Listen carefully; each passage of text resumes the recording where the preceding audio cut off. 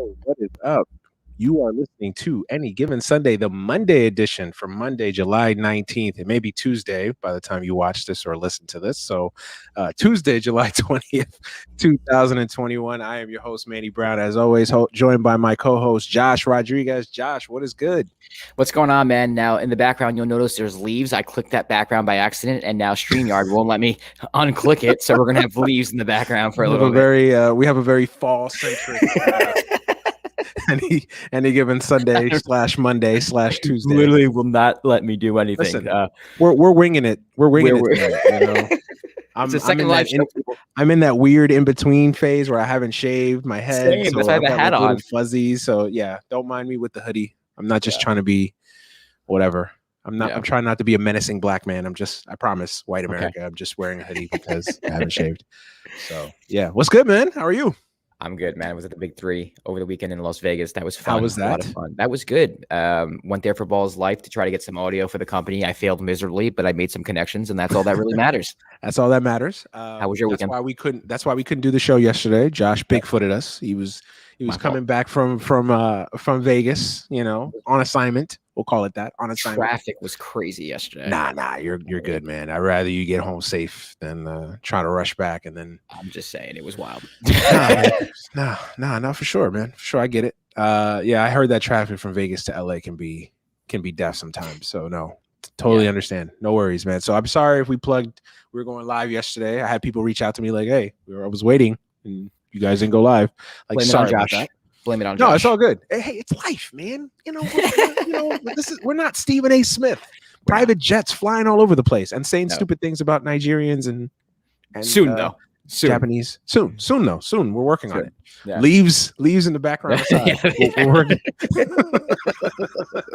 Embrace debate, baby. The fall edition. Nah, man, I'm good. I'm actually I pulled triple duty today, man. This is my third podcast. I did MLB Bro with Mark Gray. Shout out to Mark Gray. Oh, nice. A dope little segment earlier today. And then I did my wrestling pod, I Am Not Dave, wrestling podcast. That'll be dropping on Wednesday with my great friend Jeff Jones. Shout out to Jeff. And then I'm here, of course, doing the flagship. So yeah, for sure, man. It's three consecutive podcasts. It ties a world record for me anyway. That's amazing. I actually just did an episode of The Dime. So like you and I, man, we're grinding today. Hey, listen, this is what we do for y'all, man. You know what I'm saying? I could have told Josh like, yo, man, forget it. We'll just drop an episode on next Sunday or whatever. Nope. Nah, man, we here dropping dope content late in the evening, early morning on the East Coast. This is what we do. I ain't shaved. He hasn't shaved. Let's go, man. This is what we do. Yes, sir. Yeah, man. But you ready? Well, I wanted to start with basketball, but the games itself. But no, I got to get this out of the way first. Can we please stop with the Space Jam hate, America? Please. Like, this has been bothering me now for the last week. Now, look. I am never one that miss an opportunity to dunk on LeBron James. You guys know how you've listened to the show long enough. And for the folks that are new, checking in live for the first time, I am a card-carrying LeBron James hater. Yes, I am a Laker fan as well. It's weird. Right. We don't have enough time to get into all the machinations. Well, there are a lot of Laker fans who hate on him. It's not an abnormal thing. You're not out of norm here. Right. But I don't have all the time to explain. I don't have this much time to explain all the particulars. Just know that I am a card-carrying LeBron James member. I've seen the card. It is a hater card. It's real. It's real. It is stamped and laminated. It's real when it's laminated. So listen, I never miss an opportunity to dunk on this man. But come on, man. Seriously, Space Jam. This is what we've resorted to. Like, I know the GOAT discussion is always going to be there. It's always going to be a thing. I'm so over it, by the way. Like, I don't even engage with it anymore. I was over like 2 years ago, man. I'm done with it. I've been over it. I have no interest in resuming it and engaging in it.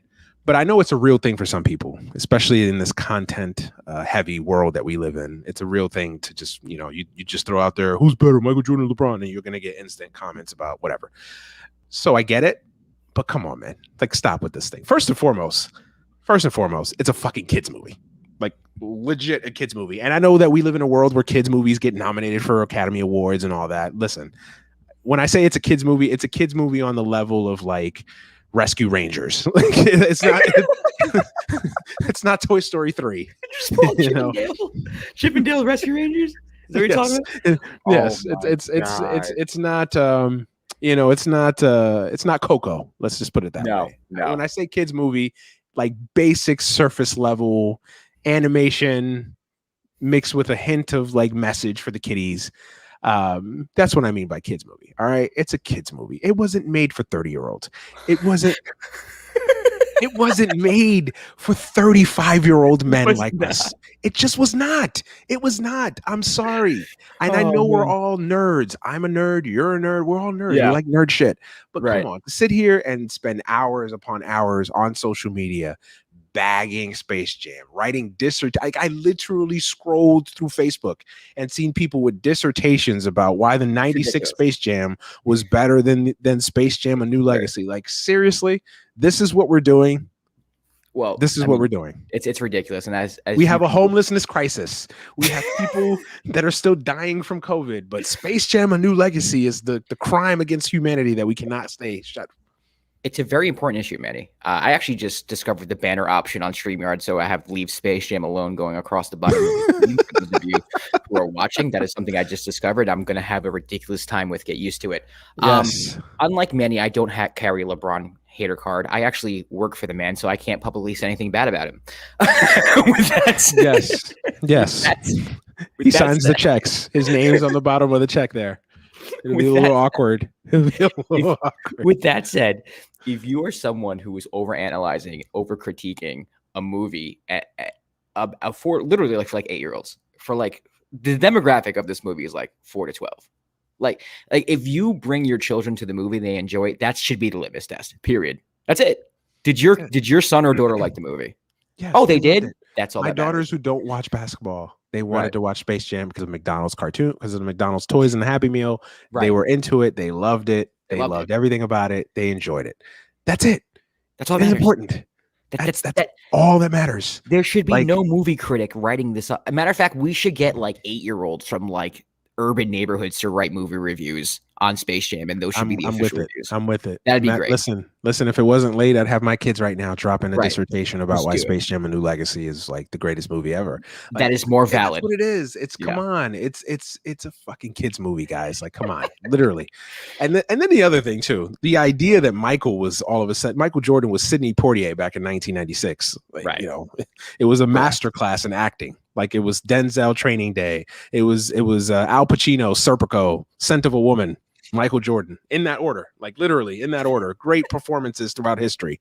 You know, James Dean, James Stewart, Michael Jordan, Space Jam. Hallowed performances. Stop it. I saw some like criticisms of Zendaya as Lola Bunny. Like, they didn't like the fact that she was Lola. I saw some weird things of like the fact that Lola looks different this time around, and they don't like the little upgrades that they did. Because I'm sorry that there's no display of bunny tits or bunny cleavage. Bunny ass. So apparently bunny ass. Yeah. So apparently now this is a crime against humanity. Now we're too woke as a society because Lola Bunny can't show her ass. The left is taking cancel culture way too far. Yeah, you're That's the problem. You're right. We've won. Woke. We've won. We've accomplished the ultimate goal. We did it. We did it left. In the annals of time. It was like Medicare for all. Right. It was Medicare for all. And put some clothes on Lola.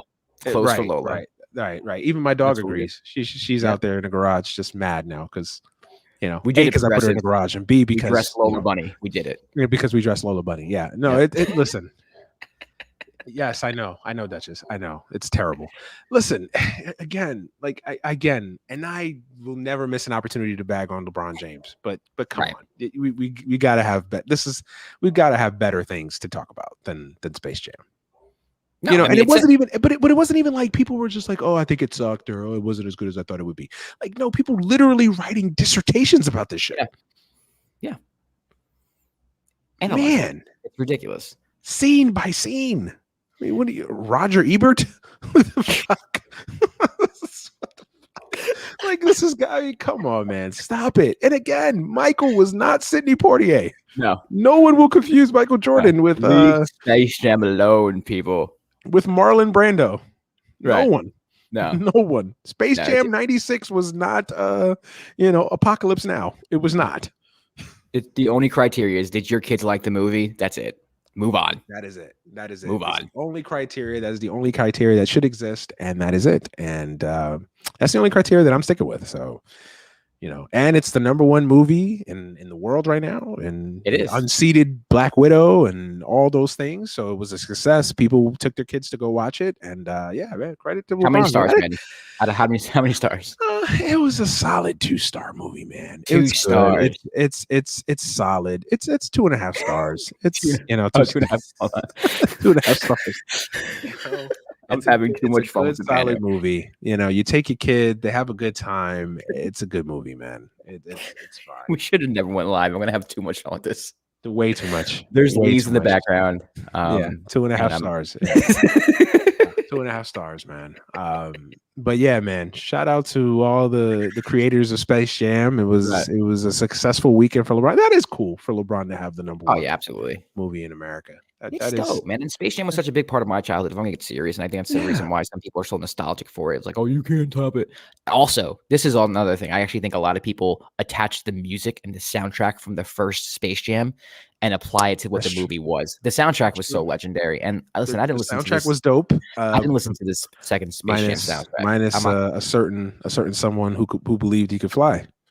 Oh, he yeah. Let's not get into that. Yeah, but even aside from that, like there were other bangers and dope songs on that. Yeah.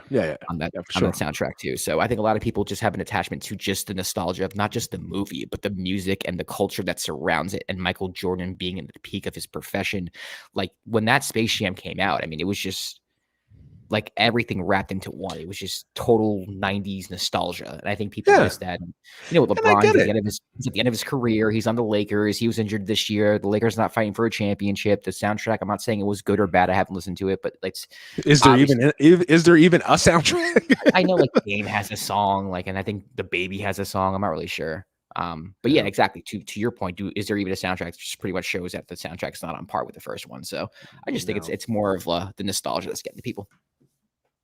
Yeah, listen, I get it. I'm all for nostalgia. I'm right there with you. I grew up on the original Space Jam. I'm just again, at some point, adults have to be adults, and like to sit here and write essays and passages, books and thesis statements on why Space Jam is better than Space Jam: A New Legacy. It's stupid. Like stop.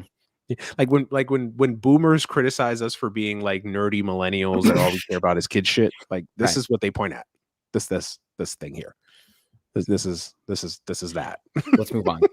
Let's move on. We've already paid attention too much. But listen, it's a good movie if you want to take your kids, or if you're at home and you can't afford to go to a theater and you're at home and you got HBO Max, or a family member has HBO Max. Check it out. It's dope. And the kids will enjoy it, I think. So yeah, it's cool. But the other big news item of this weekend, we may be 48 minutes away from a championship. Maybe. Yeah, we may be. The Milwaukee Bucks come away with an impressive victory in Game 5. Very good game. Great game. Game 5. To me, what makes a great game is just that ebbs and flows. It's a constant just ebb and flow of emotions, of storylines, of moments. The Suns being up 16, the Bucks coming back to tie it and eventually take the lead, then eventually taking a big lead going into the fourth quarter. The Suns having a furious comeback, being on the precipice of winning the game, and then of course having it snatched away from them, literally and figuratively. And then obviously the Bucks, and then with Giannis with an incredible alley-oop dunk there at the end, and just all-time play there. And that's a recipe for a great iconic game. And I think this will be the game of this postseason, I think, in my opinion. And let's talk about Game 5, man. First and foremost, man, I think that the Bucks deserve to win. Pretty much from the second quarter on, they dominated the game. I know the Suns had a furious comeback there late in the fourth quarter. Give credit to them; they kept fighting. But the Bucks pretty much dominated the game from the second quarter on. I thought the best team won. Jrue Holiday, the performance that he had. Obviously, everybody's going to talk about Giannis. Everybody's going to talk about Middleton. But Jrue Holiday was the X factor, as he is the guy that all of us think he is. He plays well, they win. It's what it's been the whole series. There's no arguing that he is the X factor for them. If he plays well, and obviously I don't think anybody expects him to have 27 points again. But if he has his normal 15 to 20 points, that team is going to win more games than not. So Yeah. he played really, really well. I thought the game was won in the second quarter. You know, I know everybody's going to pinpoint the steal and then of course the alley, but I thought the game was won in the second quarter. You know, to come out and get punched in the mouth the way the Bucks did in the first quarter, and then to come out with a furious, just as impressive as the Suns were when in that first quarter, the Bucks were impressive in coming back and getting in that game tied in the second quarter. I thought that's where the game was won, in my opinion. To come back in the second quarter, win the, you know, tie the game, take a lead eventually. Yeah, take the lead. In the same quarter, you were down 16 in the second quarter, and you go into halftime up 3. That's insane. Right. Absolutely. And doing it with guys like Bobby Portis and Pat Connaughton. My God, Pat Connaughton has become a revelation. I can't speak right now all of a sudden. It's too much Space Jam. It's become a revelation in these last 2 games. I mean, just, you know, hitting open threes, rebounding, making plays. Pat Connaughton has come up big here. Yeah, man, it was a furious comeback. I thought that's where the game was won in the second quarter, and then of course the Bucks hold on to win in the fourth quarter, man. But just a furious comeback. The Bucks showed me something, man, because again, to come out in a Game 5 2-2 series, to get punched in the mouth like that at home on the road. They could have easily packed their bags up and say, look, we got game 6 at home. Let's go. Let's try to win a game 6 at home. They didn't. They kept fighting. They knew this was the game of the series. They knew they could win the championship tonight or that night if they won game 5, and they did that. And I think the interesting thing for me, the thing that stuck out to me the most was this entire postseason, I was waiting for a moment where the Suns' youth would play into effect, right? I was waiting for a moment where the Suns' youth would come into play, where they would have that moment of inexperience. And really that moment where their backs against the wall, because the Suns pretty much have had an easy road of it. You know, I know they had a little bit of an adversity, you know, in game 4 against the Lakers, down 11 to start that game after getting blown out in game 3. Obviously, that was a little bit of adversity there. Now, obviously, the whole series turned when AD basically got hurt. So, and then of course they faced the easy road against Denver, and then even against the Clippers, they had some moments, but for the most part, you knew they were going to pretty much win that series. Once they won the first 2 games without Chris Paul, and then they won that tough game 4 on the road, you pretty much knew the Suns were safe. So they had a little bit of adversity, but not much. Now they have some adversity, and really on Saturday night, you really saw moments in that game where their youth started to get the best of them. Yeah. You know, Booker to me is still in that phase where he's still learning how to impact the games in other ways besides scoring. You know, even when his shot, like the thing with Booker is like if his shot, he's not hitting his shots, he's not really helping you in other areas.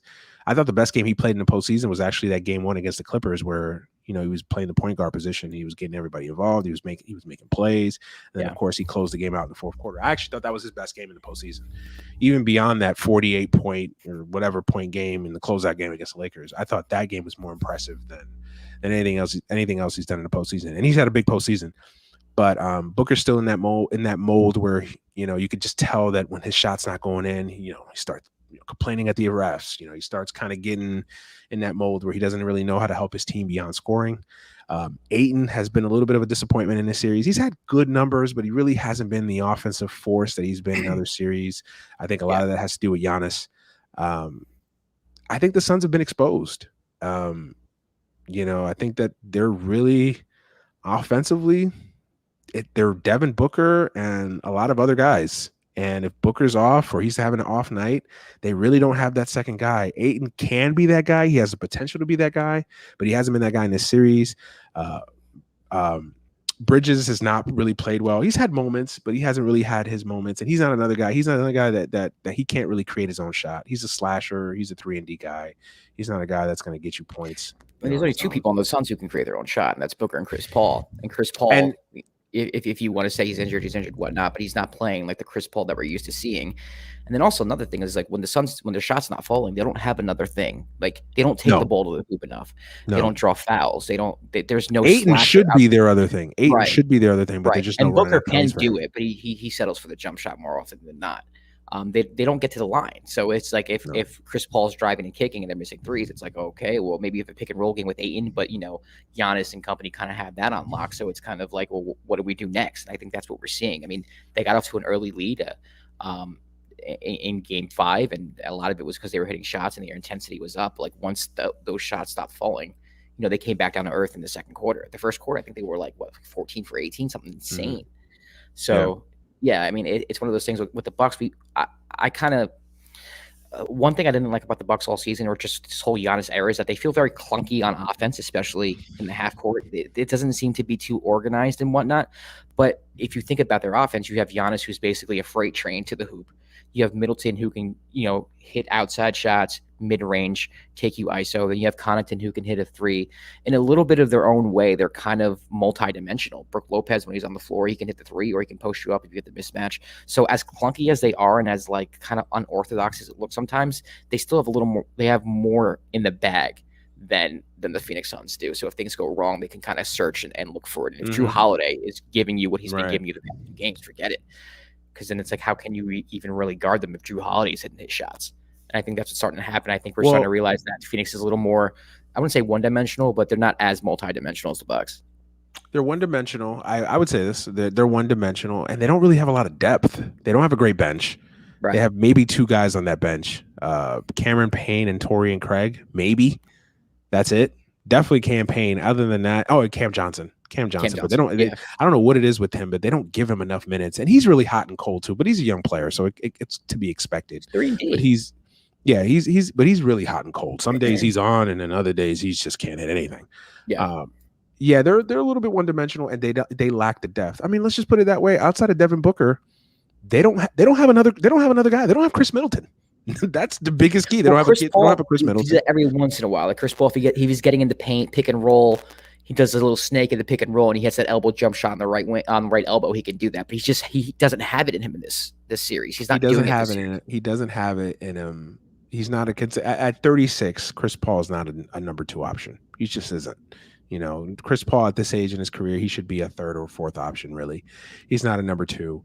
They just really don't have that second guy. Ayton could be that guy. I don't want to bag on Ayton. Ayton could be that guy. They go to work. You can't do that. Everything is off the ball. Yeah. Right. Absolutely. So yeah, that's the biggest issue. Yeah, I agree with you. I think the Bucks are a little clunky offensively. I think it's because it's Giannis. He is such a unicorn. I don't think him and Lopez really fit all that well. Right. Because you've seen it by definition. Lopez has just become a spot up shooter because of Giannis, right? So they need space to operate. So they basically park Lopez in the corner and just have him shoot threes. So I think that's a byproduct of Giannis, but. And we've been talking mostly about the Suns, but it's time to give credit to the Bucks, man. And everybody. And look, Budenholzer is everybody's favorite coach to pick on, but he's made adjustments. He's made adjustments. Give him credit. He's switched things up a little bit. He recognized that Drew Holiday's biggest strength is defense, and he's had Drew Holiday press Chris Paul from when he gets the ball all the way down the court, and it's been effective. It has been completely effective. I know Chris Paul may be dealing with an injury, so quote unquote, my thing on injuries. If you're injured, you don't play. If you play, you're not injured. I'm sorry. Yeah. I can't evaluate what you may or may not be doing because of your injury. I can't evaluate that. All I can do is evaluate when you're playing. But give him credit. He's found the matchup there that works. And we'll talk about Giannis obviously later on, but Giannis, you could just see this guy's maturation. Just the light is starting to come on for Giannis, man. You see it in years past. You see that wall build around him, that 46 Bear defense build around him, and he'd panic. He wouldn't know what to do. Now he's making quick decisions. He's a better passer than I think everybody give him credit for. He's a much better passer than I think people give him credit for. He's not afraid to go to the line either right now. That's another thing. That's the other thing. Even if he doesn't make it, he's still making quick decisions with the basketball. He's fully confident in what he wants to do out there. And that's the one thing about Giannis that in the past I think you struggled with, is that there was a lot of I don't know what to do with the ball. Oh my God, mental overload. There was a lot of that. To me, he's just getting the ball. He's making quick reads. He's making quick decisions. If the wall's formed, he's passing it out. He's making plays for other guys. He's figuring out that by them making this wall, it's inherently going to open up shots for Connaughton. It's going to open up shots for Drew. It's going to open up shots for Brook, and he's taking advantage of it. And then when he does have that one-on-one matchup with Ayton or whoever, it's barbecue chicken all day. So Giannis is playing well. I don't want to get too much into Giannis because I'm sure we'll get into him further later. But are you surprised we're here right now? I did think the Bucks were going to keep it close. I picked the Suns in 7, so I don't want to say I'm surprised. I will say that I'm surprised that once Phoenix went up 16, that the Bucks came back in the fashion that they did. You could have convinced me that maybe they came back and win that game, but you couldn't have convinced me that it would happen all in one quarter, and then they would take like a double-digit lead themselves, like in the third quarter. Like that was like the way that game spun so violently shocked the hell out of me. I agree. And to me, that's you give credit to the Bucks, but at the same time with the Suns, it's like that can't happen. A swing game at home, there's no way that can happen. And to me, that's more of a worse sign for the Suns than it is a good sign for the Bucks, if that makes any sense. Like that tells me more about the Suns. Like you just can't allow that to happen. What? Well, it just speaks to the Suns' youth. I mean, again, they're young. I don't know if it's youth. I think you hit it right when you said depth and being one dimensional. I'm not sure if it's like being young. I think it is being young, Josh. I think it is. I think this is the first moment for that group. You know, this Bucks team. You know, people don't want to admit it, but this Bucks team is battle tested. They've been. I mean, core group. I know Holiday's in there new, but Holiday's had some playoff battles. Well, Holiday's been. You know, he's battle tested in his own right. But I mean, this core group of Giannis, Middleton, Lopez, Coach Bud, you know, they've been through the playoff wars. You know, they were there 2 years ago where they blew a 2-0 lead to Toronto. Yeah. You know, they were there, you know, getting swept out of the playoffs by Miami. They were there 7-game series here, 7-game series there. They've been battle tested. And I really feel like this team gained something from winning a tough series against Brooklyn. And well, I said it when the playoffs first started. I like what I saw from the Bucks because they won a series against Miami. A team that knocked them out the year before. They showed toughness. They showed grittiness. They showed a different edge that I had seen from Milwaukee in the years prior. And then, of course, they carried that over into Milwaukee. And yes, I know. If James Harden's healthy, if KD or if Kyrie doesn't hurt his ankle, who knows? We're probably having a different conversation today. Got it. Granted. I understand all of that. But, hey, at the end of the day, they took care of business. They took care of the business that they had to do. And they still could have lost that series anyway, and they still figured out a way to win it. And that's credit to them. That's credit to them. They won a tough, hard series. Yeah, last year's team would have lost. 2 years ago, they would have lost that because they feel different. They feel mentally tough. They don't feel like they're going to fold at any given moment or any given hint of adversity like they did in the past. So and Giannis is better. Giannis is smarter. But yeah, so he's better. You can say he's better. Yeah, he's better. He's better. Yeah. He stopped shooting halfway through the Nets series. Something clicked inside of him where he's like, I can't. After game 3, they won game 3, but he still took a lot of threes. After that, something clicked inside of him where he's just like, I don't know if someone said something to him. I don't know if Coach Budenholzer said something to him, or he just came to the realization that, like, I got to stop doing this because this is not where it's at right now. Ever since I take the hoops active on the offensive glass too, which is another thing. A lot of his points are putbacks. You know, he's playing to his strength. He's playing a lot smarter. And he's got a better mid-range game than I think people realize. Like he can shoot that little 15. I mean, he's not, you know, Akeem or anything. But he's got an emerging mid-range game where if he continues to respect it. Yeah, if he continues to develop that part of the game, I actually think, you know, when everybody brings up, oh, Giannis should shoot more threes or I'm like, no, his area should be free throw line and below. He should dominate that pick and pops. Nobody said Shaq should shoot threes. No one said that ever. Yeah, never. Yeah, it is a crime if Giannis. I mean, obviously, if he goes out and hits a couple, great. But no, his goal. If I'm Giannis, I'm in the gym working on an 18 to 20 footer and just jaying it, because it makes you respect you. Because he's in the open court 1-on-1, he's unguardable. Literally he's unguardable. So. And then when they build that wall, you can either pull up and hit a shot or pass it out. And he's figured it out. So credit to him, man. Credit to Giannis, man. The guy, and he's such a likable superstar. I guess we can transition on to Giannis, but he's such a likable superstar right now. Just his post-game interviews, you could just tell he's having the time of his life.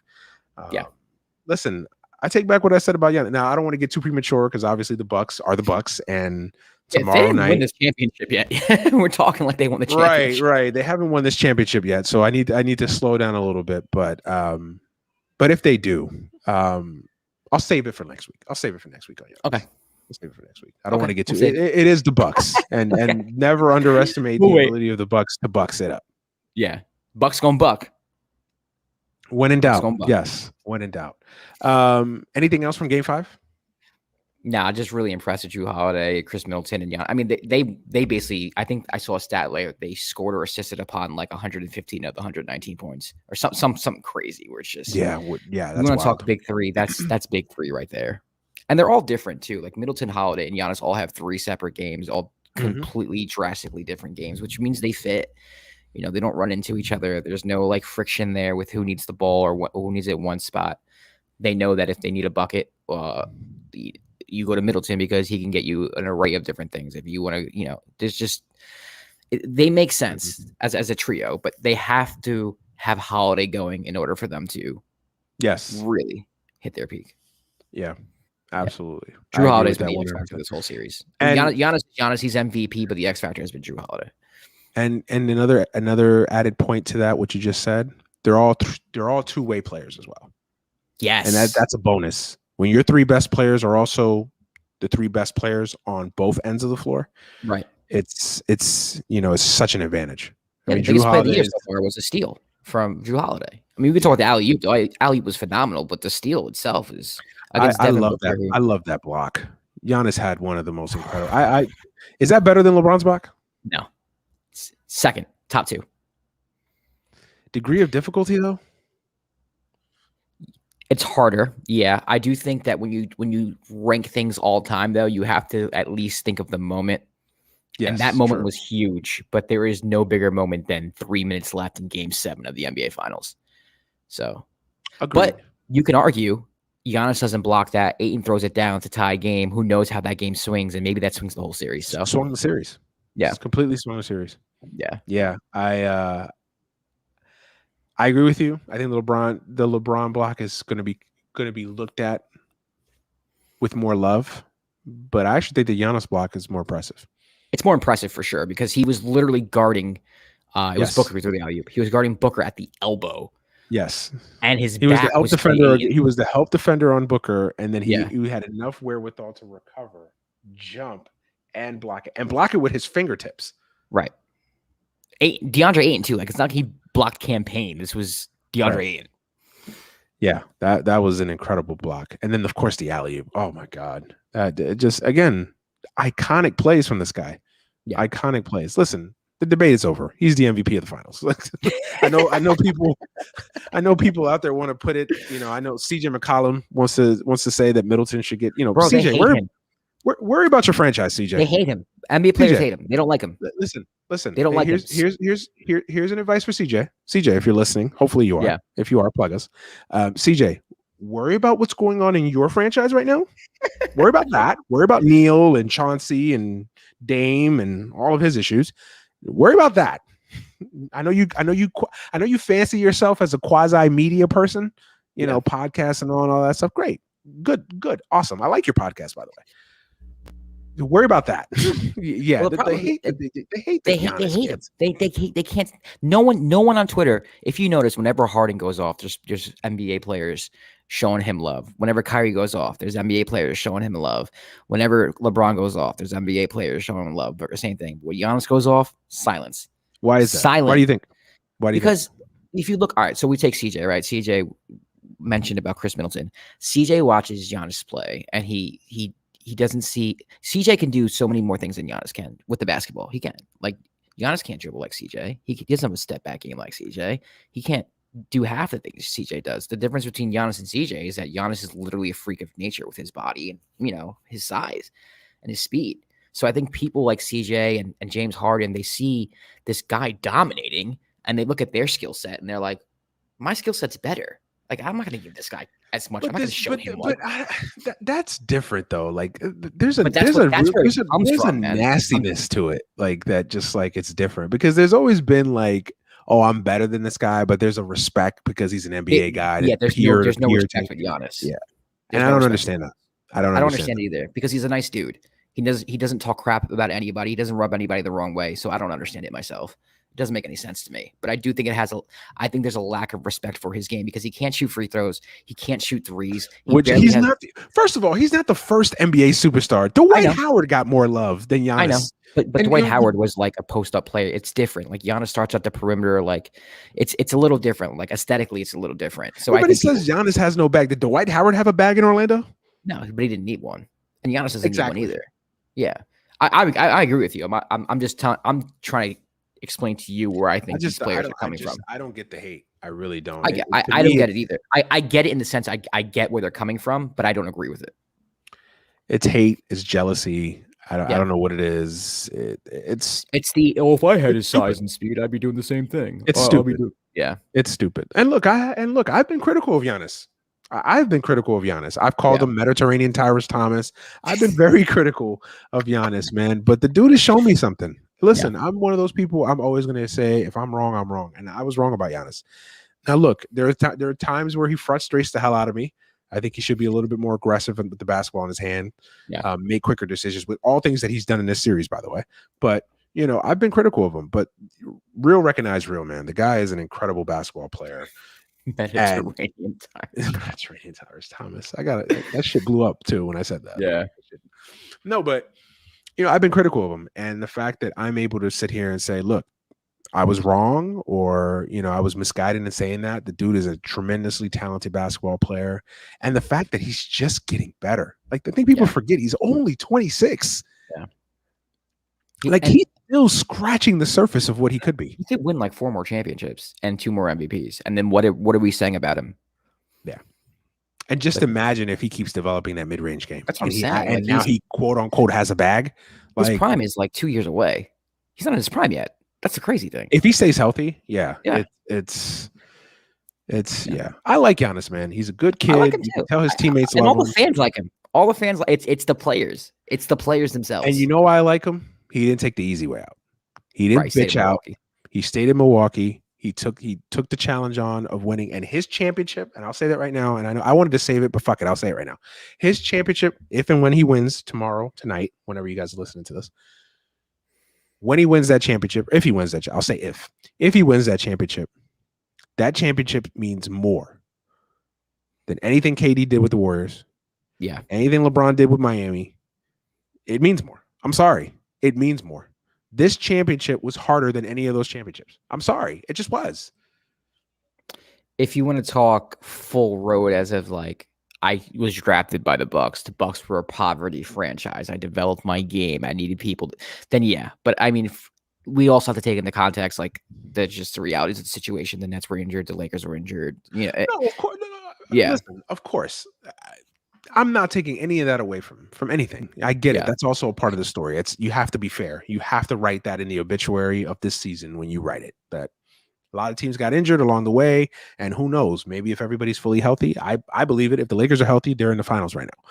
If Brooklyn's healthy, most likely they're in the finals right now, right? Like, right. Of course, you have to write that. But that being said, this is the finals we got, and the finals we got has Giannis 1 win away from winning a championship and playing one of the great NBA finals of all time in his performance. Yeah, absolutely. He was clearly the best player on the court. It's not even an argument.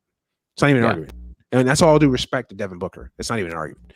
Right. So it means more, man. That's the other thing about it. And I'm going to save this conversation for next week because I want to have this. This is much more of a greater discussion on just the NBA as a whole. But he didn't take the easy way out. He won his title in the team that drafted him. He could have did the easy thing of, I don't want to be here. It doesn't help my brand. I want to sell sneakers in Miami, or I want to sell sneakers in wherever. But he committed. He signed long term. He took on the challenge, and he's being rewarded for it. And that franchise and that city is being rewarded for it. Good for him. He deserves it. And that fan base deserves it. That's a passionate. That's a long running, passionate fan. I have friends and family in Milwaukee. Oh, it's passionate. It's a passionate NBA city. They love the Bucks there.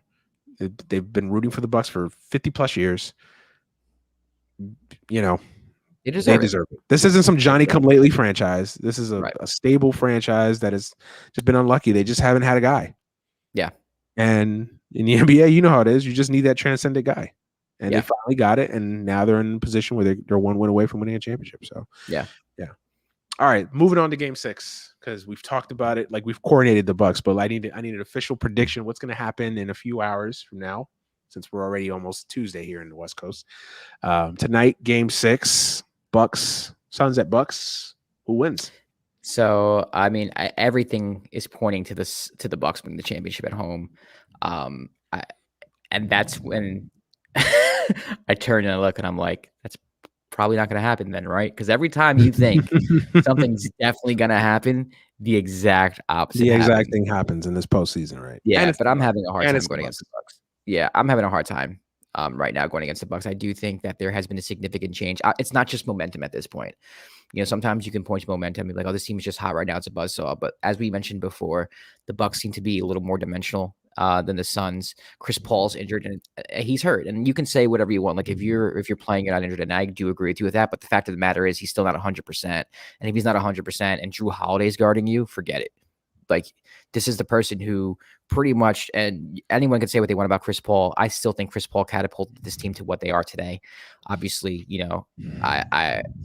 I don't think he's the best player on the team. Devin Booker's the best player on the team, but I do think he's probably the MVP of the team. I think that's two separate things. And I think without him at 100% and him, getting into the teeth of the defense and kicking out and making plays and being comfortable and hitting that elbow jumper, the team is just not the same. And they become very one-dimensional. That's give Devin Booker the ball and hope that he's, shooting 70% today. So to me, I have a hard time believing that the Bucks go home with that crowd going crazy, with Giannis playing the way he's playing, with Drew Holiday's confidence sky high. I just have a hard time believing that the Suns can go in there and pull off a victory. Although I do think it would be close. Games 4 and 5 could have gone either way. So you can convince me that the Suns can win, but I don't know, man. It's just not looking like it right now. I just don't. Offensively, when I think about what the Suns can do to improve, a lot of it has to do with the health of Chris Paul, and he's just not there. And then when I think about what the Suns have to do defensively, what can you do? DeAndre Ayton's not going to stop Giannis at the rim. It's just not what it is. It worked against a hobbled Lakers team. It worked against, a hobbled Denver Nuggets team, but it's not going to work against, Giannis Antetokounmpo. And if Drew Holiday is hitting his shots, forget it. Forget it. Yeah. I'm also afraid to go gun ho on the Bucks just because it is the Bucks. It always seems like I tweeted this the other day, but it always seems like they figure out a way to make things difficult on themselves for whatever the reason. Maybe it just drives them, it moves them. I don't know, but they always find themselves in these positions where they should dominate, they should win, but somehow they always end up in these like tough, hard fought games. A lot of times to their own doing. I just think you have a franchise that hasn't won a championship since 72. Yep. Something like that. 1970. No, 70, 71. 3. No, 71. 69, 70 was the Lakers. Something like or that. Knicks. 71 was the Bucks, I believe. 72 was the Lakers, and then 73 was the Knicks. Yeah. Right. So this is a franchise that hasn't won a championship in 50 years.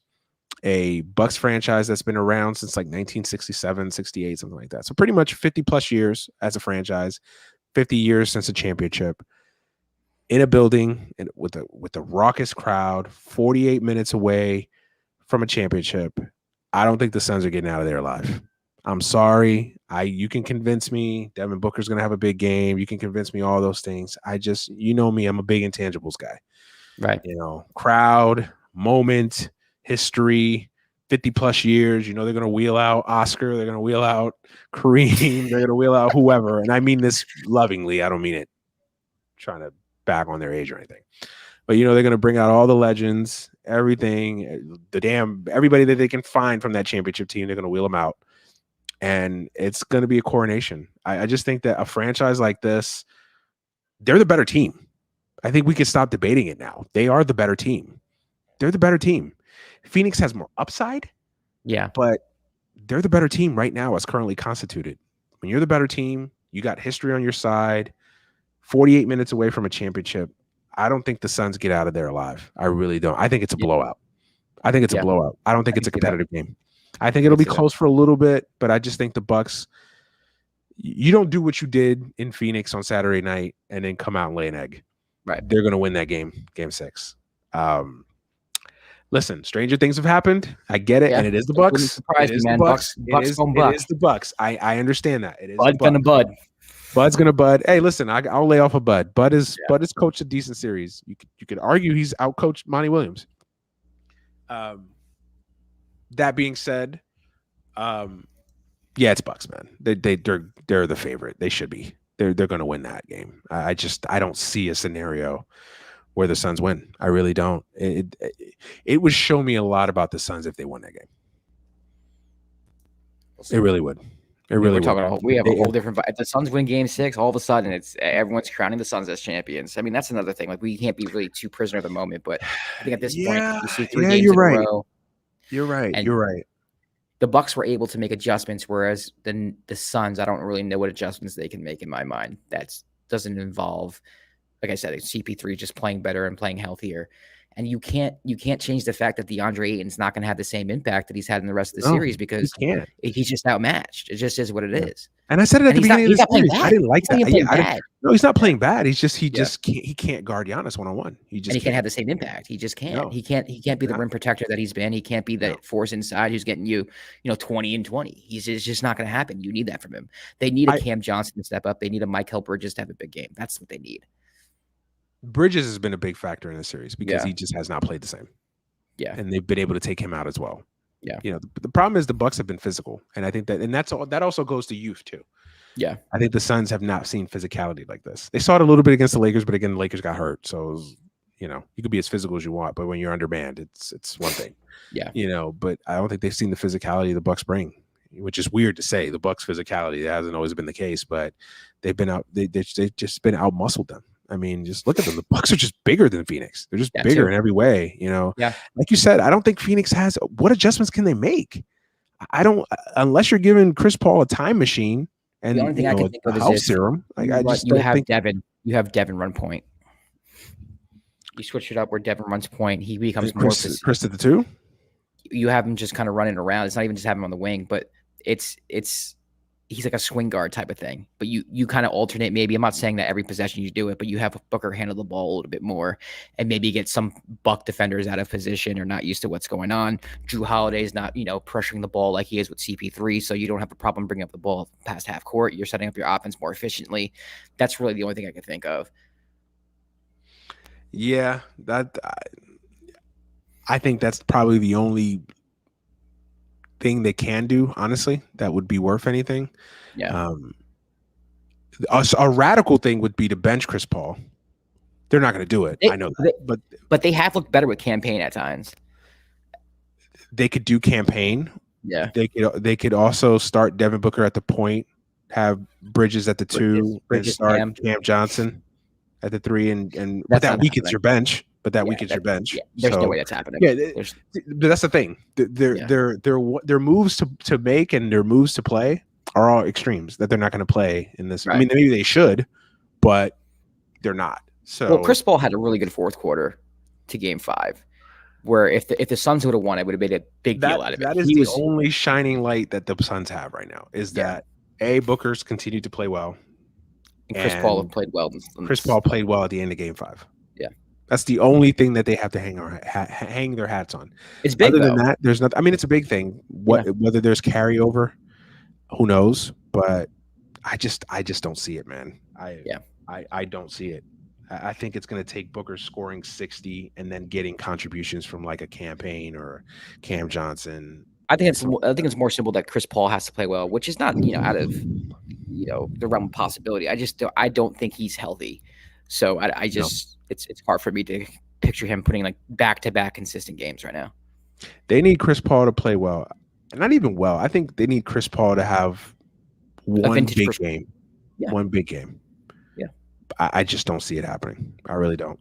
It's possible. We'll see. It's possible. I mean, look, and I know I'm sounding really matter of fact that the Bucks are going to do this. I hate to do that. Trust me, I'm not comfortable in that. But I just, again, everything, if you're just looking at this on paper, I don't know how you can sit there and say tomorrow night or tonight is guaranteed the Suns are going to win or Suns have a chance. I just don't see how you look at it that way. Yeah, I think they keep it close. I think they figured it out. I think it's a blowout. I think it'll start out close. The Suns will come out with some desperation, but I think eventually when the Bucks take over, they take over. I don't see it being really competitive at the end. So. We shall see. That's why they play the games. We could sit here all day and pontificate about what we think is going to happen, but why they play the games, we shall see, man. We shall see.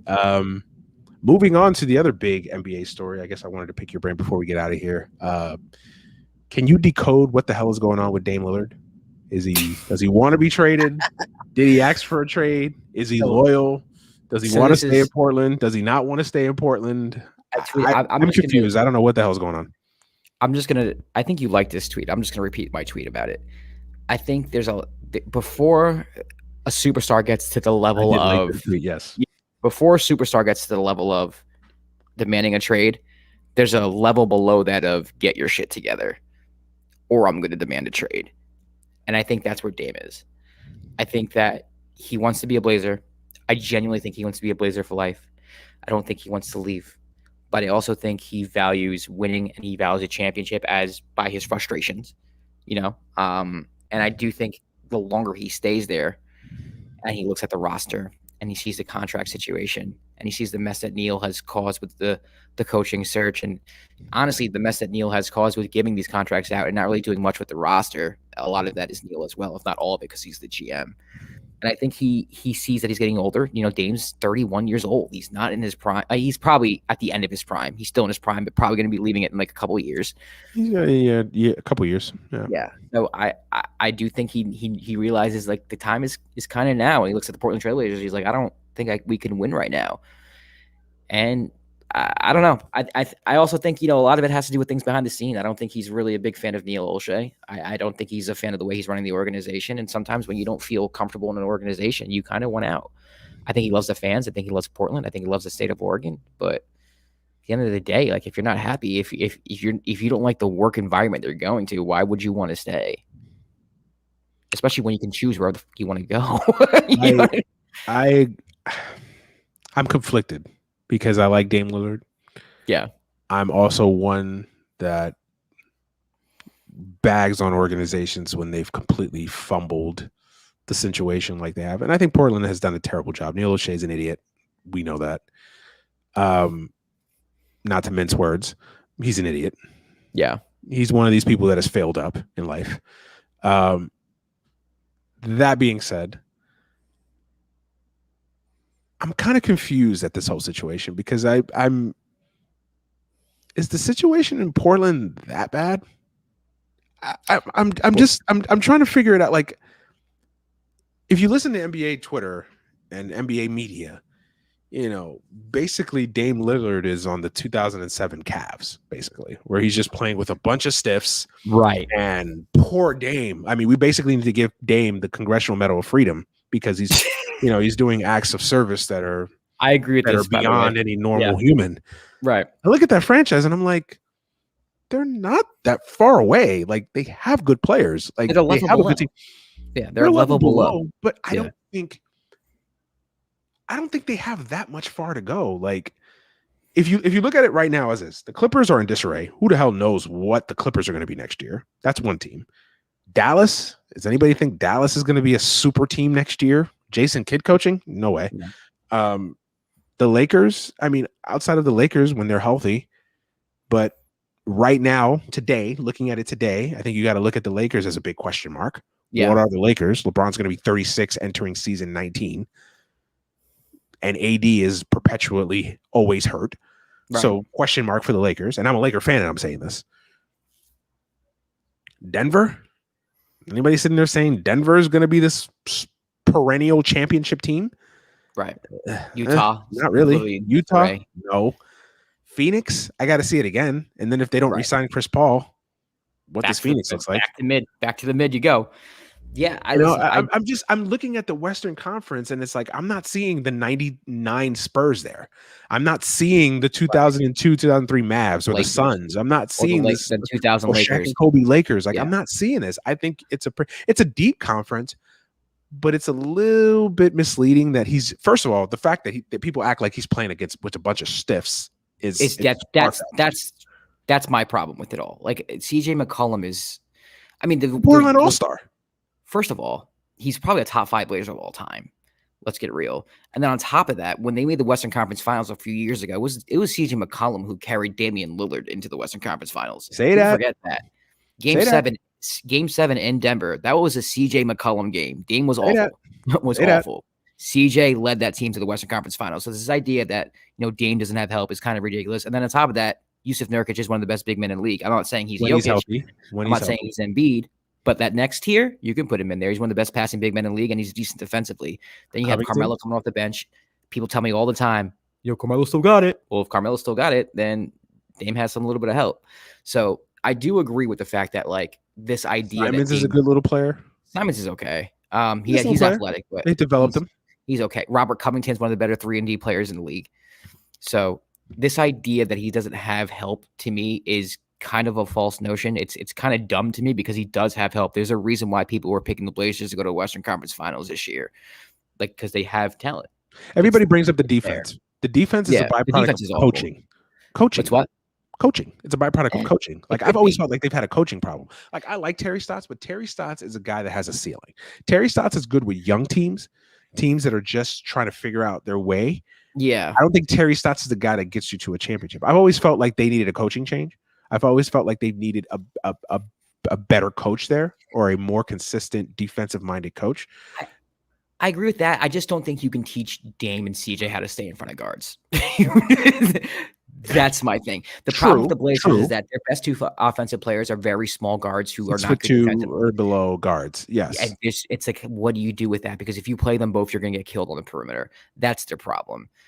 So Dame has to be paired with a bigger guard who can defend because Dame is not an awful defender, but he's not by any stretch of the imagination a great defender. He's not Isaiah Thomas defensively. He's not. And you can't tell me you put in a defensive specialist like Tom Thibodeau coaches the Blazers and all of a sudden Damian Lillard and CJ McCollum are playing defense. No, but they might get better defense automatically. As a whole, that's what I mean. Like when you to me, I think if you're stuck on Dame and CJ as a duo, then you need a defensive coach to change the overall scheme of the defense. Team defense needs to get better. Help defense needs to get better. The effort on defense needs to get better. And that's on coaching. And I agree with you. Tom Thibodeau can't come in there and make Dame Lillard a better defender. Yeah. He can't. Individually, he can't. But defense, a lot of it is on effort. A lot of it is on scheme. And I think a coach does help in that part. I do. So I think that changing the coach would have been better. Now, obviously, they just completely bungled the hire. With the whole process that which they took. Look, they always wanted to hire Billups. It felt like they always wanted to hire Billups. Then just hire Billups. Just hire him. Don't they made it worse by playing this game with Becky Hammon. We actually might get Becky Hammon, guys. Right. They made it worse by doing that. Sometimes just do what you want to do initially and just do it. Like people don't knock you, but stand by it. Own it. Don't play this. They tried to get too cute with the coaching hire where, we might give it to, this guy. We might hire Clyde Drexler. Or we might hire this guy. We might hire. No, like you knew you always wanted to hire Chauncey Billups. Own it, hire him, and just be done with it. Right. And then don't lie to them. Like they said they did a thorough investigation about like what happened and you didn't do that. You can't investigate these things. Like what do you exactly investigate it? I hate that. In 2 days. Did a thorough investigation. We asked all the women in Chauncey's life and they told us he's a good guy. We talked to his daughters. They said they like their daddy. Like, come on. Like, this is stupid. Like, you're not like, listen, I get it. Yeah. I get it. It's similar to the Mets situation with Jared Porter. Like, exactly. Did you interview all the women in his life? What is Mrs. Porter, the mom, going to say about her son? Right. He's a great stand-up guy. Right. Like, people are not going to say these things. Like, like, stop it. Like, I hate that we get bogged down in these stupid little things. Like, listen, you wanted to hire the guy, hire him. And look, I'm not saying he's the right hire. I'm not saying he's a bad hire. I don't know. Honestly, I don't know. Chauncey could be the next Phil Jackson. Who the fuck knows? I don't know. He could be, but it's also very interesting that Dame is unhappy still, even though after that hire. I think that shows you that Dame maybe was not on board with the hire completely. I think Dame is trying to have his cake and eat it too. I think Dame is coming off like a little bit of a phony because everything that you heard initially was that he was on board with the hire. And now I think Dame did one of these. He put his thumb he put his finger in the air. He knew how the wind was blowing, and now he wants to pretend. Oh yeah, I'm with you, fans. I'm against the hire too. Nah, you're coming a little bit like a phone. I'm starting not. I hate to say it because I'm such a Dame Lillard fan, but he's starting to rub me the wrong way. I didn't like how he's coming off really disingenuous. I think he was on board with the hire, and then I think we realized the fan base was so negative, and the NBA media was split on it. I think he read the room and it was like, oh Chauncey, what he did was bad. Was terrible. He touched women. back in 1997 before I was alive. That's terrible. Yeah, he's coming off a little bit like a phony to me, and I don't like that. I don't like that. To me, own it. He's another one. Own it. You wanted Chauncey as the coach, then say that and say, look, hey, I may not have known all the details about his past, and that I apologize for. I've talked to Chauncey myself, and he seems like the issue hasn't affected him or whatever. Blah blah blah. Just say that. There's ways of doing that. Yeah, and everybody has handled the situation poorly. Everybody, and it's a mess. I hate these narrative driven arguments that like Dame is playing with a bunch of stiffs. I look at that roster. I don't think they're that far off. Yes, they need to do some tweaking. Yes, they need to make some changes a little bit here and there, but I don't think they're that far off. I really don't. I thought at the beginning of the season or a little bit through the season, I thought there were like 1 or 2 players, probably 2, but like nothing that you can't get at a trade deadline or that you can't. What is the biggest thing they need? A perimeter defender? Perimeter defender guard to put next to Dame. Yeah. Norman Powell's not that guy. No. Not really. No. I think Norman Powell should be the replacement for CJ if you decide to trade CJ. But even Norman's a better defender for sure. Yeah. For sure. Yeah. And he's bigger. But then you have Dame, Norm, Covington, Nurk, and then who are you going to start at the 4? They need a 3. Right. They can move Covington to the 4. They need a 3.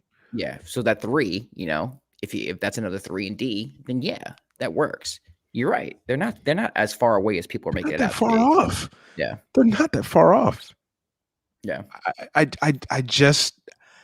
don't get it. Like, I just don't get this narrative that the Blazers are basically playing with the 2017 Knicks roster. Like, I don't get it. This year. They underachieved. So they've underachieved for the last 4 years, arguably. I don't know if they underachieved. I think that they achieved to the point where they basically what they were. I don't think they underachieved. I think they underachieved a little bit. They were hurt. They were hurt all of last year. I mean, like really hurt. Like last year, they were hurt. I know a lot of teams have injuries, but the way the Blazers were hurt the year before that was ridiculous. And the roster is better than that. The roster is better than that in 2020. It should have not been an AFC. They underachieved this past year. Sure. This past year, they underachieved as well. Yeah. Because they should have been better than that. 2019, okay, they got to a Western Conference Finals. You want to say they didn't underachieve then? Okay, I'll give you that. The year they got swept by the Pelicans, they should have not lost that series. That was bad. That was bad. They underachieved then. Like, again, I think they fixed one of their issues, coaching. Okay. Potentially. But we don't even know what type of coach Chauncey's going to be. We have no right. But idea. I mean, like, I think they did a move that they needed to do. I think it was time for Terry Stotts to go. Yeah. That's part of the issue. Yeah. Now you make the right hire, you have the coach fix. Now you make a couple tweaks, a couple trades in the deadline, or even trades in the offseason. You could fix what they're not that far off. No.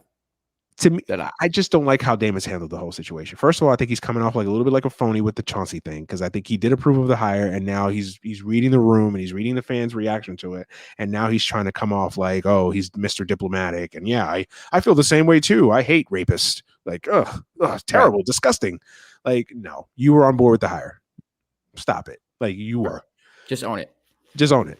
And then the whole, I want to, like, if you want out, just say it. But that's my issue with NBA guys. They want to pull the trigger, but they don't want to be the bad guy. Right. And that's what it feels like it's coming. And that's what it comes off to me with Dame, is that he wants out, but he doesn't want to be the bad guy. He doesn't want to be hated. Right. I do think he plays this year in Portland, though. But I think it's a very, very, very big possibility. This is last year in Portland, because it's a very, very big possibility that the same thing happens this year, where they go to the playoffs, they're out in the first round, everybody's frustrated, and then what? But see, that's the thing. If you're going to trade him now, because if I'm a Trailblazer teammate, and I know Nurk has come out and defended him, and people are like that, but there's got to be a part of you that like pretty much has your star player basically saying like, all you motherfuckers is bums. I need to play with other better players. Like, there's got to be a part of you that's like, he hasn't said that though. But that's I get what you're saying. That's kind of like what you're saying, right? Like, oh, we're not good enough. Like, yeah, these are bums. We need. But he's making it more of an organizational issue than he is like. He hasn't like pointed at CJ. He hasn't pointed at Nurk. But but if you're saying it's an organizational thing, then what? You're not saying you need a new scout. I know what you're saying. Yeah, we need a new travel agent. Right. You're saying you need better players. Right. That's my thing. It's like, if you're gonna go down that road, take the gloves off. Right. Like, don't have it both ways. And what Dame is trying to do is he's trying to have it both ways. He's trying to put the organization down and say, "Yo, they're a fucking chaos," but don't blame me. Don't be mad at me. I'm fine. Don't hate me.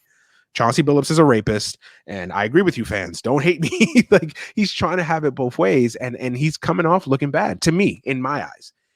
And also, I can't stop thinking like we're having a finals where you have two small market teams, two drafted teams potentially having an opportunity to win a championship. I think, and if you go back to 2019, two of the last three championships now potentially are teams that were built primarily through draft and scouting and development, not super teams. I just hate this. I don't want to see Dame go down that route, man. I'm just disappointed because if I fucking see Dame on the fucking Mavericks, listen, this is where I'm a little bit of a fraud too. I'm a Laker fan, so yeah, I'm gonna be excited that Dame Lillard's on the Lakers. I'm not gonna care from a fan perspective. Yeah, I'm not gonna care from a journalist perspective. By an unbiased observer. Yeah, I don't like super teams, and the Lakers are not a super team. Let's also clear that notion up too, that the Lakers are a super team. Yeah, it's ridiculous. They're not a super team. No, there were people saying that this was the worst Laker roster of all time to win a championship last year, but somehow we're a super team now. It's funny how those things change narratively. I was one of those people who said that. The Lakers last year were a bunch of stiffs, but now I don't think it was a bunch of stiffs. I just said that Laker team last year was probably one of the worst champions we've had in the past 20 years, and I stand by that. They're worse than whoever wins this year? No, I mean that I said that last year when they won. Right. Okay. Right. Yeah, this year's. Because I think that Laker team would beat any two of these teams. I agree. I think that Laker team is the favorite this year. I agree. Which is not saying a lot about these two teams, because I said that about last year's Lakers team and I meant it. Yeah, I listen. You have inside knowledge on what's going on in the Trailblazers organization. Again, I'm looking at it from the complete outside perspective. I'm not putting you out there, but you know what I mean. You have inside knowledge. I don't. I'm just looking at it completely. I mean, I live up here, so I hear the scutterbug on talk radio and whatnot. Right. But I'm failing to see where and when Dame Lillard should get a freaking Purple Heart.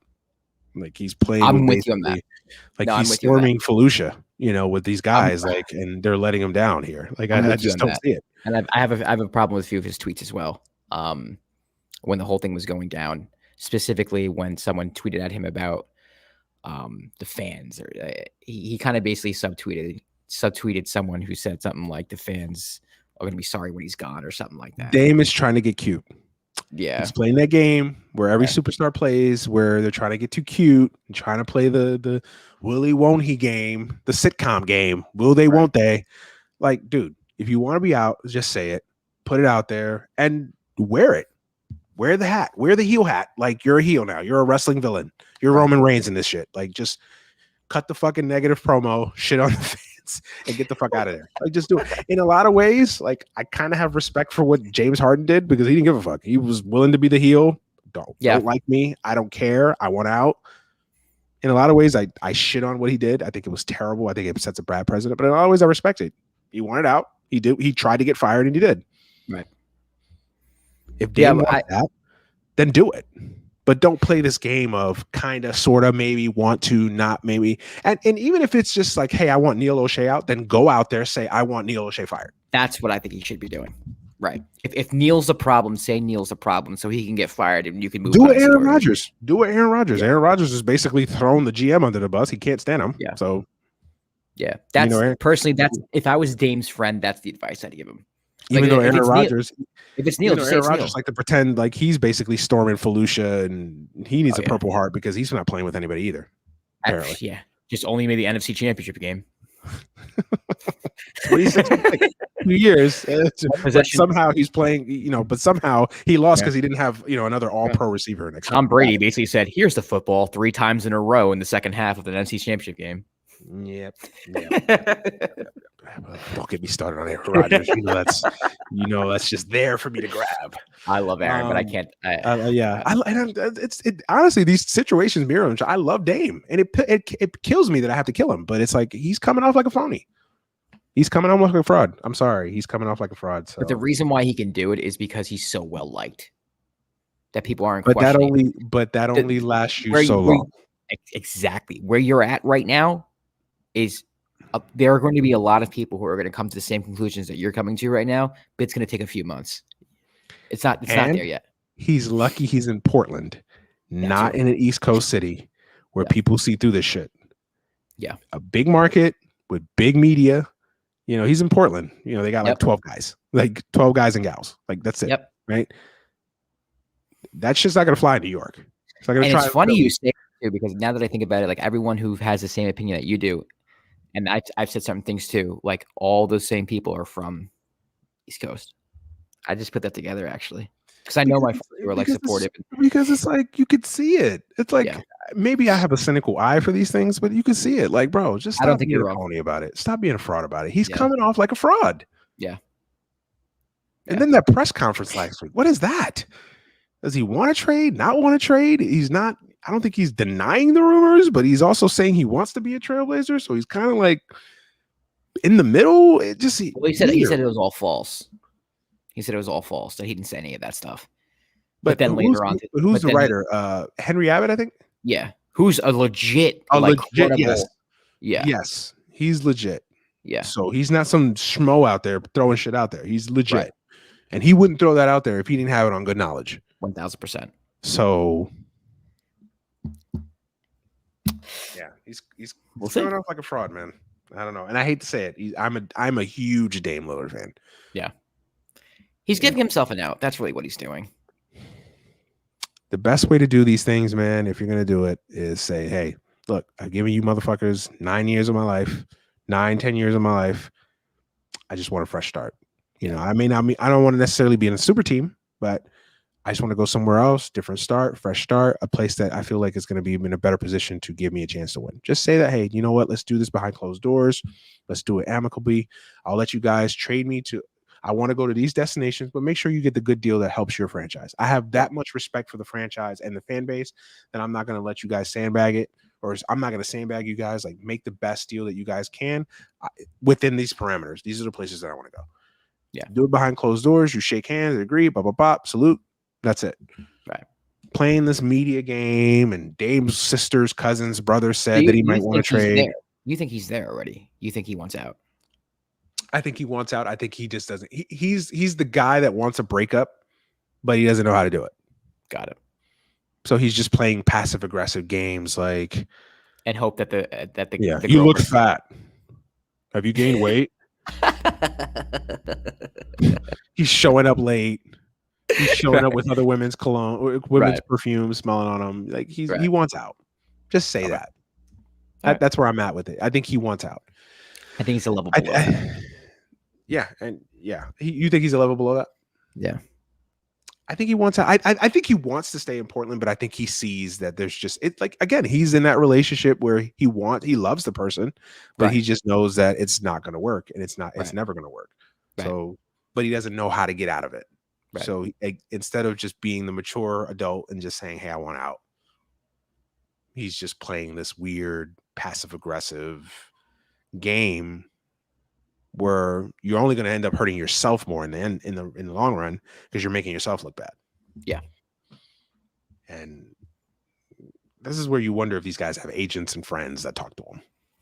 They just have a bunch of yes men. They just have a bunch of yes men that just tell them what they want to hear. Yeah, Dame, they should have drafted like 13 fucking all-stars for you, and then you would have won. Yeah. Instead of saying the real shit, like, oh yeah, CJ McCollum's not that bad. Like, he actually got you to a Western Conference final, and you only ran up against a dynasty. Right. It's not like you ran up against the 2021 Suns. You ran up against Steph, Clay. I know KD was out. Draymond. Literally the best rendition of the Golden State Warriors you can think of. But hey, who's counting, right? Yeah. Yeah. Oh, man. We're going to get out of here. I think we can. All right, let's do it. No politics this week. No politics this week. No Jimmy Dore. Jimmy Dore is great, guys. Don't hate us. Jimmy Dore is great. He is the greatest thing to ever happen to the left. He is a really nice guy. Don't get me started, man. I said what I said, and I stand by it. Facts. Oh, man. Oh, scary moment in DC over the weekend. Did you see that? I saw Rob was there, which is crazy. Yeah, Rob was there. Yeah, that was Yeah. crazy. I actually I listened to sports radio, and a couple people that were there, allegedly anyway, called in and basically recapped the scene. It was scary times, man. Yeah. I mean, you imagine that going to a ball game and No. and you could hear the shots. I don't know if you watched the clip, but Yeah. on the television broadcast, you could hear the gunshots outside. Like, it's so fucking crazy, man. Yeah. I mean, we live in a world where that can happen anywhere. Yeah. That's the scary part, where it could be Let's not make anywhere. this a rhetoric on like DC being so bad it's hood that it needs gentrification. No. Mass shootings happen everywhere. They literally happen anywhere. Columbine High School got shot up, and there's it's not exactly South Central LA. Like, it's please. That's I had to put that out there because there's other agendas at foot here. So just had to put that out there. So yeah, man. Prayers to whoever was at the ball, whoever's at the game the other night and has to. I mean, imagine there you with your kids. You have to freaking. It's traumatizing. Hide in a bathroom or something, or run out of the stadium. Just it's crazy. It's crazy. It's crazy, man. So it's scary that's the world we live in. And then did you hear about the guy in Colorado at the All-Star game? Yes. And the crazy thing, like, these things get brushed off so easily. Like, it's like, oh, found the guy, had this. We got him though, and everyone's just sigh of relief though. It's okay. Like imagine the psychos that we don't catch. That's what I'm saying. It's scary. It's scary. My God, oh man, this world's going to hell. I swear. Yep. I swear, man. Each and every day, I feel it. We're facing our last days. You know what? Skynet should just take over. Just take over. No Judgment Day should have happened back in 1997. I get it, but just take over. Right. Just take over. Just done. Skynet, if you're listening, Skynet, this computer. Hey, just do it. Take over. Just it's done. We're done here. We just hit Control Alt Delete on all this shit and just take over. All right, man. We're gonna get out of here. It's now officially Tuesday morning. This has been a long ass podcast day, so I'm gonna get out of here. Josh, do you have anything for the listeners before we get out of here? No, my mock draft special is going to be dropping later this week. Don't really have a day, probably Thursday. The Bucks wrap it up tomorrow night. It'll be Thursday. So subscribe to the Dime with Josh Rodriguez. Really good draft, man. I'm really excited about this draft. I think this is going to be one of the best drafts in years. We'll see. I think the first 5 picks all have a chance to be great all-stars, NBA players. Yeah. So it's going to be a good draft. I can't wait to talk about the draft with you when the season's over. Yeah. So yeah. As for me, you guys know, obviously the show will be up here after we get out with the live stream. The show will be up tomorrow morning. I'm not staying up to edit the show, so it'll be up tomorrow sometime. In the meantime, man, go check out everything I got going on in MLB Bro. The baseball pod is on hiatus because reasons. I'll get into that more next week, but it's on hiatus for a little while longer, so we'll see. But yeah, check out everything I got going on in MLB Bro, Dead End Sports, live streaming every Tuesday and Thursday. So we'll be on tomorrow during Game 6, hopefully the final game, maybe the final game, and we'll be live watching it with you guys. So make sure you go check that out, Dead End Sports on YouTube. Yeah, thank you for listening, subscribing, all that good stuff. Make sure you subscribe to our YouTube channel. Got some videos that blew up slightly. You know, Josh is like the ultimate wrestling heel right now. Yes. Oh, speaking of wrestling, go check out the Jeff versus the World presents I Am Not Dave podcast. It's a reason behind that name. Don't look at it weird. It's weird. It's a weird name, but it's a reason for it. I am not Dave wrestling. Yes. Dave? Okay. Yes. I know no one wants to be him in the wrestling world.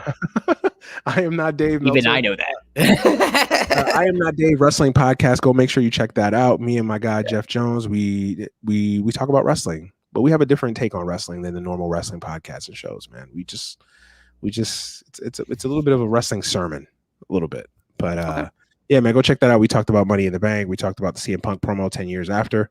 Talked about a lot of things. So yeah, go check that out. That episode will be out on Wednesday. We dropped it. We recorded tonight. It'll be out on Wednesday. So go check that out. Go follow Jeff at Jeff versus the World, and follow me at the Emmanuel Brown. Follow this show at AGS Pod, Baseball Pod at IL Baseball Pod, MLB Bro at MLBBro.com written out, MLBBro.com written out. And yeah, man, I'm done blabbering. I'm out of here. A long day, 3 podcasts in the books. Hardest working men in the show business. That's us. For Josh Rodriguez, I am Manny Brown. We are out of here. Peace.